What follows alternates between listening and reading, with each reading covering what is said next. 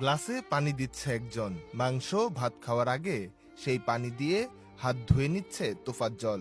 এরপর মুখে তুলে নেয় ভাত। সে জানতো না এটাই তার শেষ খাবার। সে জানতো না একটু পর তোফাজ্জল হবে একটি লাশের কাগুজে নাম। সরল বিশ্বাসে সবার সামনে খাচ্ছে তোফাজ্জল। আল্লাহ, তুমি আমার এই আস্তাগফিরুল্লাহ 1000 কোটি বছর বাঁচার তৌফিক দান করো। হে মহান আল্লাহ পাক রব্বুল আলামিন। বাঁচতে চেয়েছিলেন অনেক বছর। মোনাজাতে হাত তুলে সৃষ্টিকর্তার কাছে প্রার্থনা করেছিলেন 1000 কোটি বছর বাঁচার তৌফিক দান করো। হে মহান আল্লাহ পাক রব্বুল আলামিন, দুনিয়াতে যত বালা মুসিবত আপনি রহমতের ভিতরে দেবেন।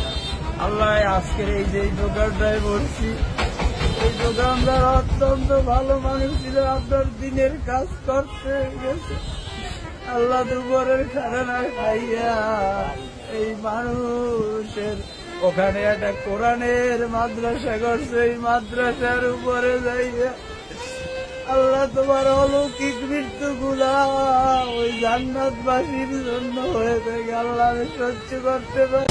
ঢাকা বিশ্ববিদ্যালয়ে তোফাজ্জল হত্যা মামলায় গ্রেফতার 6 শিক্ষার্থীকে তোলা হলো আদালতে। 7 দিনের রিমান্ড চাওয়া হবে। আইন নিজের হাতে তুলে নিলে কঠোর ব্যবস্থা, বিবৃতি পুলিশ সদর দফতরের। তোফাজ্জল হোসেনকে যারা হত্যা করেছে তাদের বিচার চাই, তাদের ফাঁসি চাই। আমি কখনো ভাবতে পারিনি যে আমার চাচা আমাকে রেখে চলে যাবে। আমার চাচা হত্যার 3 দিন আগে আমার চাচার সাথে আমার পাথরঘাটা বাজারে দেখা হয়েছে।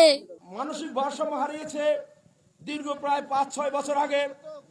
আমরা বিভিন্ন ভাবে শুনতে পাচ্ছি তাকে একটি প্রেম গঠিত ঘটনা ছিল, তারপর তার ভাই মারা গেছে, মা মারা গেছে। এই সকল কারণে ঢাকা বিশ্ববিদ্যালয়ের কিছু মস্তিষ্ক বিস্কৃতিকারী শিক্ষার্থী দ্বারা তোফাজ্জলকে মিথ্যা চোরের অপবাদে অমানবিক নির্যাতন করে হত্যা করেছে।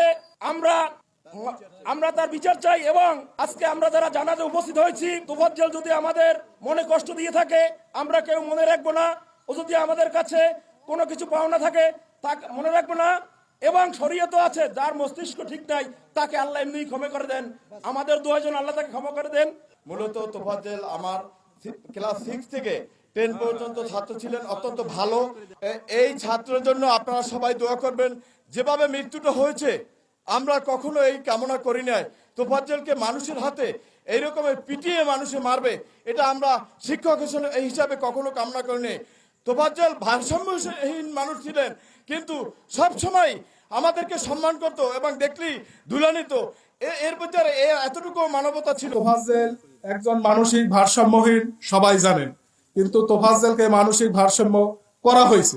এর পিছনে অনেক ইতিহাস আছে, সেটা মানববন্ধনে বলা হবে। যেহেতু প্রচন্ড রৌদ্র, এখানে সবার কাছে একটু অনুরোধ করি, যেহেতু তোফাজ্জল মাথায় একটু সমস্যা ছিল, ও কাউকে দেখলে 10 টাকা চাইতো, 20 টাকা, আর সর্বোচ্চ চাহিদা ছিল 500 থেকে 100 টাকা। 100 টাকা চাইতো শুধুমাত্র আমরা যারা আত্মীয় স্বজন, কিন্তু অন্যান্য লোকের কাছে 10 টাকা 20 টাকা।